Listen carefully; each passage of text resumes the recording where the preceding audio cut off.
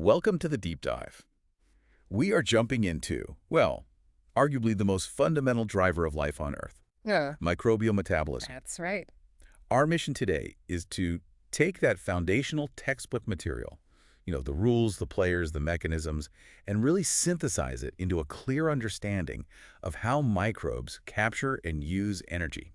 And we should probably start, maybe surprisingly, at the macro scale, because these tiny engines, these microbes we're discussing, they have these monumental, multi-billion-dollar consequences. Yeah, like waste management, for instance. Exactly. Think about waste management, the logistics, the sheer scale of processing our refuse. It's just astronomical. It really is. I mean, you look at a major city, say New York City, we're talking something like 1.4 billion gallons of wastewater every single day. Wow. And treating that requires incredibly sophisticated infrastructure costing hundreds of millions of dollars a year. It's a massive challenge, no doubt. But here's where the microbial angle gets really interesting. Those wastewater treatment plants, they're essentially huge microbial cities. They're built around this incredible metabolic diversity. So instead of just being a disposal problem. Right. The sewage sludge itself becomes raw material. It becomes food for these microbes. Okay, and here's where it gets really interesting, I think. Under anoxic conditions, meaning, without oxygen, specific groups of microbes get to work degrading all that complex organic stuff in the sludge. And they're turning our literal waste into, well, a valuable energy byproduct, methane gas. Precisely. And cities are getting smarter about this. They're moving away from just flaring off that methane. They're actually harnessing it. To heat the plants themselves. Yeah, either to heat the treatment plants or increasingly they're cleaning it up, treating the sludge, and converting it into pipeline-quality natural gas. So they're literally turning a liability into a sustainable resource. Absolutely. And even the leftover solids, the sludge that remains, gets repurposed. Things like soil amendment, materials for paving roads, even building materials. This whole cycle, this resource recovery, it's all driven by the very metabolic pathways we're about to unpack. And it doesn't stop there, does it? I mean, think about the metabolic products we use constantly. The ethanol in biofuels or, beverages. Or propionic acid, the thing that gives Swiss cheese its unique flavor and those characteristic holes. Right. Or even just CO2 for leavening bread. And we can't forget antibiotics, of course, produced by soil microbes. And maybe closer to home, we have to acknowledge the incredible metabolic integration between us and our own microbiota, the microbes living in and on us. That's coevolution right there. It really is. Our gut microbes, for example, produce compounds that are absolutely critical for our own homeostasis. They influence nutrient uptake, immune function, so much more. So yeah, understanding metabolism is fundamental to understanding life itself. Okay, so let's dive in. Let's unpack this. We need to get into the rules governing all this activity, starting right from the laws of physics, energy exchange, moving through the universal energy currency, ATP, and then figuring out how it's all controlled. Right. So to start, we need some ground rules. Because despite the incredible diversity of life out there, all metabolism shares some common features. 6 key ones, really. Okay, lay them on us. What's rule number 1? Rule 1. Life has to obey the laws of thermodynamics. Simple as that. Energy isn't created, it's just conserved or captured, moved around. Got it. No free lunch, thermodynamically speaking. And number 2? Number 2 relates directly to that. Energy is primarily conserved, stored, and transferred using one main molecule, ATP, adenosine triphosphate. It's the cell's go-to energy packet. Okay, thermodynamics and ATP. What's next? Next, we get into how the energy moves. Oxidation-reduction reactions, or redox reactions, are absolutely critical for conserving that energy. Electrons moving from one thing to another. And these reactions aren't random. No, not at all. That's rule 4. Reactions are organized into pathways. Think of them like metabolic roadways, where the product of one reaction becomes the starting material, the substrate, for the very next one. Okay, pathways make sense. And what makes them actually go? Catalysts. Rule 5. These reactions are catalyzed, meaning sped up enormously, by enzymes, which are mostly proteins, or sometimes ribozymes, which are RNA molecules. So catalysts make life possible at a reasonable speed. And the last rule? Regulation. Rule 6. The whole network of pathways has to be precisely regulated.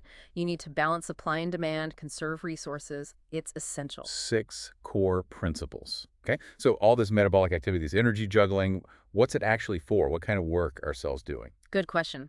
Cells need energy, the capacity to do work for 3 main types of jobs. First, there's chemical work. That's building complex molecules from simpler ones. Think synthesis or anabolism. Like building proteins or cell walls. Exactly.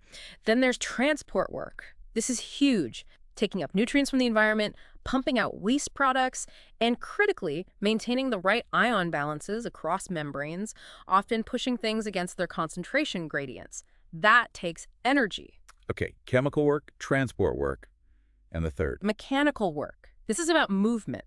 Things like bacteria swimming with flagella, or even movement within the cell, like segregating chromosomes when a cell divides. So basically, everything a cell does requires this energy, this capacity for work. Pretty much. Every single action. So how do we actually measure or quantify this energy? You mentioned thermodynamics earlier. Right, back to the laws. The first law, as we said, is conservation of energy. Total energy in the universe is constant, it just changes form. Some chemical energy might become heat, for instance, which isn't always useful work. And the second law, that one's about chaos. Sort of, yeah. The second law states that physical and chemical processes naturally tend towards increasing disorder or randomness in the universe.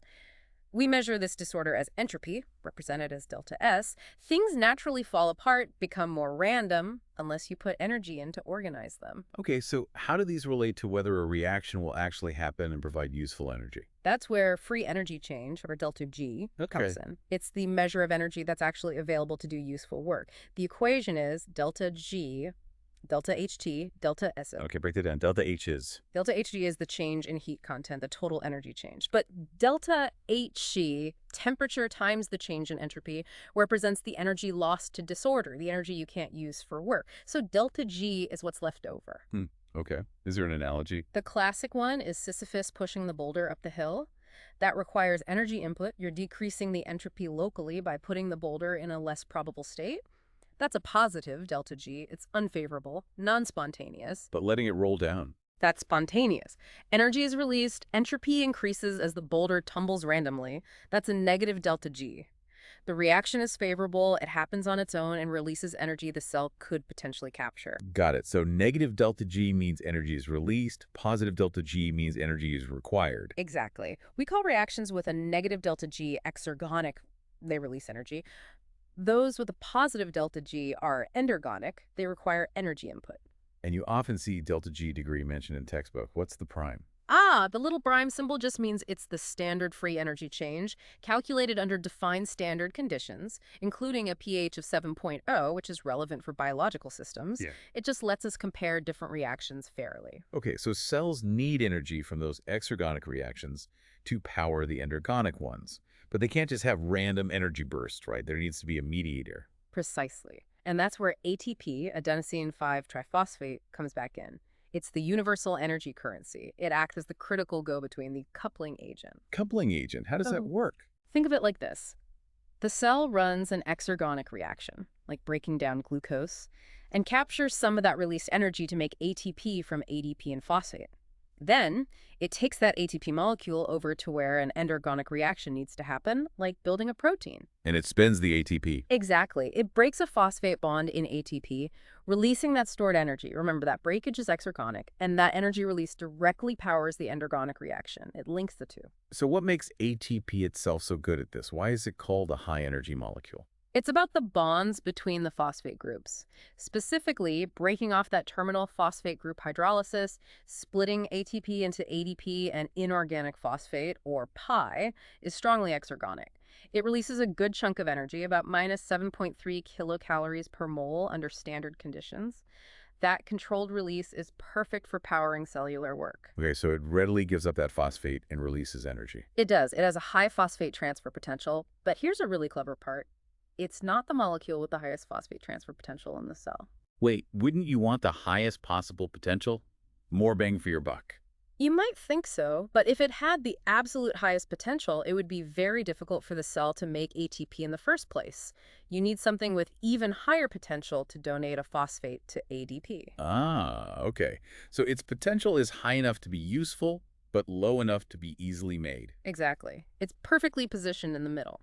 Molecules generated during metabolism, like phosphenol pyruvate, PEP, have a much higher phosphate transfer potential. They can easily donate their phosphate to ADP to make ATP, and a process called substrate-level phosphorylation. So ATP can receive energy from higher energy compounds. And then readily donate that energy via its phosphate group to drive the many lower energy requiring reactions needed for life. It's this constant cycle. Energy generation processes like respiration or photosynthesis make ATP, and then ATP is broken down to power cellular work. That cycle is fundamental. And ATP isn't totally alone in this, right? There are other similar molecules. Right. That's true. While ATP is the main player, other nucleoside triphosphates, or NTPs, have specialized roles. GTP is crucial for protein synthesis. CTP is involved in making lipids, and UTP is used in synthesizing things like peptidoglycan for bacterial cell walls and other polysaccharides. They all work on a similar principle, though. Okay, ATP is the currency. How do cells actually earn it, especially from breaking down food molecules? You mentioned redox reactions earlier. Right. The primary way cells extract energy from fuel molecules is through oxidation-reduction reactions, or redox. It's all about the movement of electrons. Electrons are basically packets of energy. So one molecule loses electrons, another gains them. Exactly. The molecule that loses electrons is the electron donor, also called the reductant, and it becomes oxidized. The molecule that gained electrons is the electron acceptor, or oxidant, and it becomes reduced. Remember, Elio the lion says GER? Lose electrons oxidation, gain electrons reduction. Okay, donor gets oxidized, acceptor gets reduced. How do we know which way electrons will flow? We measure the tendency of a molecule to gain electrons using its standard reduction potential, written as E'0, $, measured in volts. And this relates to that electron tower concept. Yes, the electron tower is a really useful visual. Think of it as ranking redox pairs. Pairs with more negative E$ values sit higher up the tower. These are the best electron donors. And pairs lower down. They have more positive E$ values and are better electron acceptors. The key thing is that electrons spontaneously want to fall down the tower, moving from a donor higher up, more negative E$, to an acceptor lower down, more positive E$. And that fall is where the energy comes from. Precisely. The difference in reduction potential between the donor and the acceptor, delta E'0, delta E$, is directly proportional to the amount of free energy released, delta G degrees. The bigger the drop down the tower, the larger the delta E$, and the more energy is released for the cell to capture. Can you give an example? Sure. Think about aerobic respiration. A common electron donor formed during glucose breakdown is NADH. Oxygen is the final electron acceptor way down at the bottom of the tower. The potential difference between NADH as a donor and oxygen as an acceptor is huge, about 1.14 volts. That represents a massive release of free energy. But the cell can't just let NADH react directly with oxygen, right? Wouldn't that be like an explosion? Exactly. It would release all that energy as heat, wasted. The cell needs to control that energy release, and that's the job of the electron transport chain, or ETC. Ah, the bucket brigade you mentioned earlier. Kinda, yeah. It's a series of electron carriers embedded in a membrane, the plasma membrane in bacteria and archaea, or mitochondrial inner membrane in eukaryotes. Electrons are passed sequentially from one carrier to the next. How are they ordered? They're arranged in order of increasingly positive reduction potential. So electrons flow from the carrier with the most negative E$ down the chain to the carrier with the most positive E$, ultimately reaching the final electron acceptor like oxygen. Each step releases a small, manageable packet of energy. And the carriers themselves, what are they like? They're diverse, and their structure is key to their function, especially in energy conservation. We can broadly group them based on what they carry. Okay, what's the first group? Some carriers transport both electrons and protons, hydrogen ions, H+. Think of molecules like NAD and NADP, which carry 2 electrons and 1 proton on their nicotinamide ring. Or FAD and FMN, found in flavoproteins carrying 2 electrons and 2 protons. Coenzyme Q, also called ubiquinone, is another important one, carrying 2 electrons and 2 protons. So they pick up protons from one side of the membrane when they accept electrons. Right, often from the cytoplasm or mitochondrial matrix. And the second type of carrier? The second type carries only electrons, usually 1 at a time. These include the cytochromes, which have an iron atom within a heme group similar to hemoglobin, and also non-heme iron-sulfur proteins like ferredoxin, which use clusters of iron and sulfur atoms. So how does having these 2 types help conserve energy?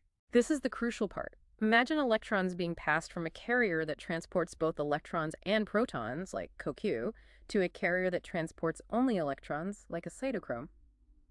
When the cytochrome accepts the electrons, it can't take the protons. So the protons get left behind. Not just left behind, they get released or pumped across the membrane from the inside to the outside.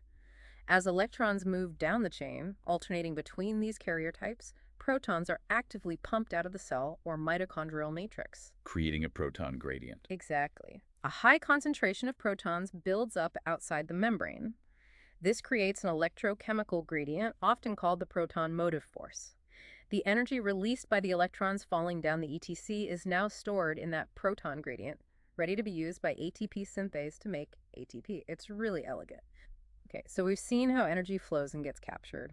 Now let's think about organization. Cells don't just perform random reactions. Everything is highly structured into biochemical pathways. These are the metabolic roadways we talked about. Yeah, they can be linear, like a simple A goes to B goes to C sequence. They can be branched, where an intermediate can go down multiple different routes. Or they can be cyclic, where some intermediates are regenerated, like the Krebs cycle. And the molecules involved, the intermediates and products, those are the metabolites. Correct. And it's important to realize these pathways aren't isolated. They form this incredibly complex, interconnected network. Metabolites from one pathway can feed into another. We talk about metabolite flux to describe the rate at which these molecules are moving through the network, how quickly they're being turned over. And driving this flux, making these pathways actually work at the speed needed for life, are the enzymes. Absolutely. Enzymes are biological catalysts, mostly proteins, though some RNA molecules, ribozymes, can also catalyze reactions. They dramatically speed up reaction rates, sometimes by factors of, 108 to $10-20. Unbelievable acceleration. How do they do that? They don't change the overall energy release at delta G, right? Yeah. No, that's crucial. They don't change the thermodynamics, the equilibrium of the reaction. What they do is lower the activation energy. Think of it as lowering the hurdle that reactants need to overcome to become products. They stabilize the transition state, making it easier for the reaction to proceed. So they make the path easier, faster, but don't change the start and end points energy-wise. Perfectly put. Structurally, many enzymes consist of two parts. The protein part is called the apoenzyme, but often they need a non-protein component called a cofactor to be active. The whole active complex is the Hall enzyme. What kind of cofactors are there? There can be simple metal ions, like magnesium or zinc, or they can be more complex organic molecules. If the cofactor is tightly bound to the apoenzyme, we call it a prosthetic group heme, and cytochromes is an example. If it's loosely bound and can associate with different enzymes, we often call it a coenzyme. Like NAD or FAD, those electron carriers. Exactly. NAD, FAD, coenzyme. Many of these are derived from vitamins, which is why vitamins are essential nutrients. They act as carriers for electrons or chemical groups between reactions. And how does the enzyme actually interact with its target molecule, the substrate? The substrate binds to a specific region on the enzyme called the active site or catalytic site. The current model is the induced fit model. Binding isn't like a rigid lock and key. Instead, the binding of the substrate induces a slight change in the enzyme's shape. What does that shape change do? It helps to optimally position the substrate, maybe strain specific bonds, making the reaction much more likely to occur. It brings the reactants together in just the right orientation. Okay. And how do scientists measure how well an enzyme works? We look at kinetics. Two key parameters are Vmax and micmolars. A molars is the maximum velocity or rate the enzyme can work at when it's completely saturated with substrate. There's just no more enzyme active sites available. And $, that sounds familiar from chemistry. Right, the Michaelis constant, $. It represents the substrate concentration needed for the enzyme to achieve half of its maximum velocity, $2. It's actually a measure of the enzyme's affinity for its substrate. How so? A low to molar means the enzyme reaches half maximal speed at a very low substrate concentration. This indicates a high affinity. The enzyme binds the substrate very effectively, even when it's scarce. Which would be a huge advantage for microbes living in, say, nutrient-poor environments. Absolutely. An enzyme with a low nullimolars can efficiently scavenge and process substrate, even when there's very little around. It's a key adaptation. Now, can enzyme activity be blocked? Inhibited? Yes, and inhibition is really important, both naturally in the cell and for things like designing drugs. There are two main types, competitive and non-competitive. Competitive sounds like they compete for the active site. Exactly. A competitive inhibitor often resembles the enzyme's normal substrate and binds directly to the active site, physically blocking the real substrate from binding. Sulfur drugs are a classic example. They block an enzyme bacteria need to make folic acid because they look like the real substrate, PAB. And non-competitive? A non-competitive inhibitor binds to the enzyme at a different location, not the active site. This binding changes the enzyme's overall shape, including the active site, so even if the substrate binds, the enzyme doesn't function properly. Okay, and you mentioned ribozymes earlier, catalytic RNA. Do they work similarly? Remarkably so. Ribosomes, like those involved in splicing RNA or forming peptide bonds in the ribosome, can act as catalysts. They even exhibit Michaelis-Menten kinetics, just like protein enzymes, and can be competitively inhibited. It highlights the versatility of RNA. Fascinating. So with all these pathways and enzymes working, how does the cell keep it all under control? You mentioned regulation as the sixth principle. Yes, regulation is essential. Cells need to maintain homeostasis, a stable internal environment. They need to conserve materials and energy, only making what's needed when it's needed. There are three main strategies for this. Let's go first. Metabolic channeling. This involves physically localizing metabolites and enzymes within the cell. Compartmentation is a major example, especially in eukaryotes. Like keeping different pathways in different organelles. Precisely. For instance, fatty acid breakdown often happens in the mitochondria, while fatty acid synthesis occurs in the cytosol. This physical separation prevents the pathways from interfering with each other and allows for independent regulation. Okay, channeling or compartmentation. What's the second strategy? Regulation of gene expression. This controls how much of an enzyme is actually made in the first place by regulating transcription, DNA to RNA, and translation, RNA to protein.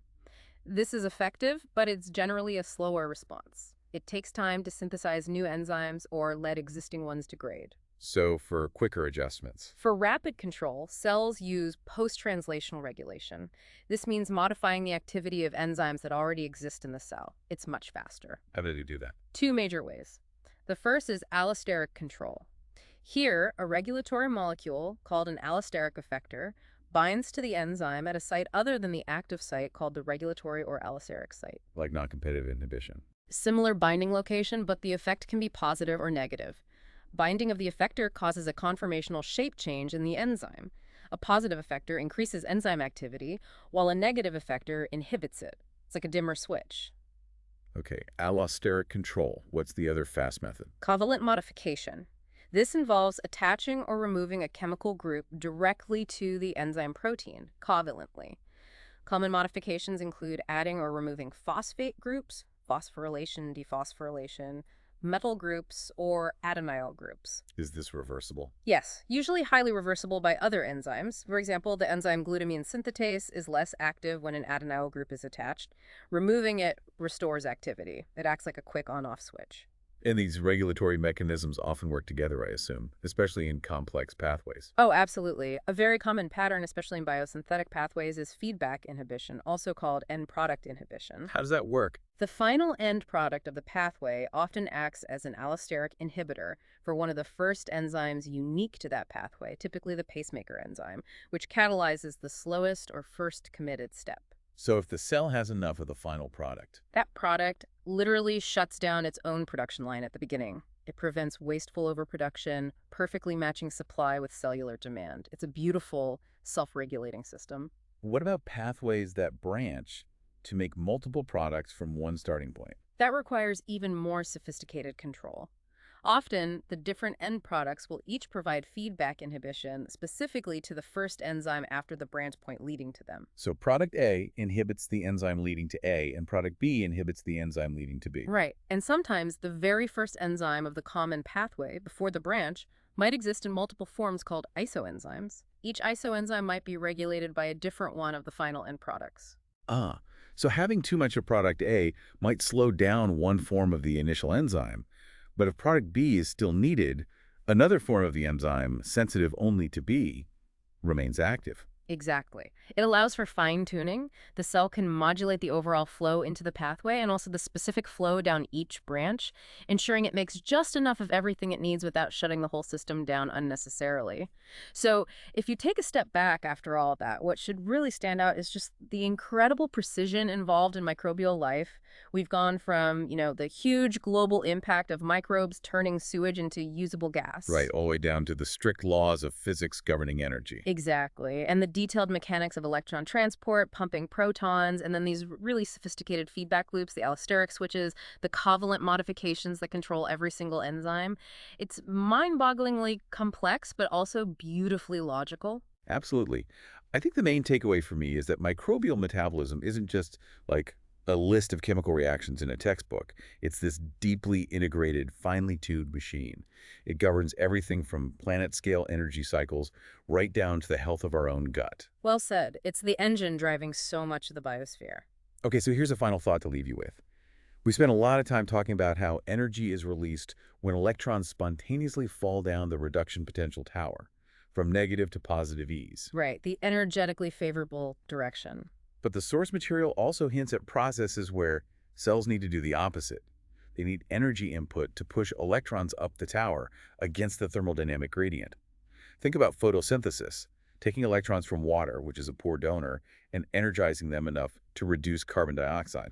Yes, moving electrons uphill. So think about that challenge. What kind of massive, fundamental energy source would a cell need to capture to achieve that, to force electrons to flow in the wrong direction, thermodynamically speaking? And what kind of incredibly complex molecular machinery must be involved to harness that energy and make it happen? That's something to ponder until our next deep dive.